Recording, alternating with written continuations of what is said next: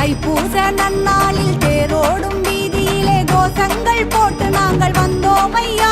உன் திருநாமம் நாவார சொன்னோம் ஐயா. அந்த ஆரோக்கிய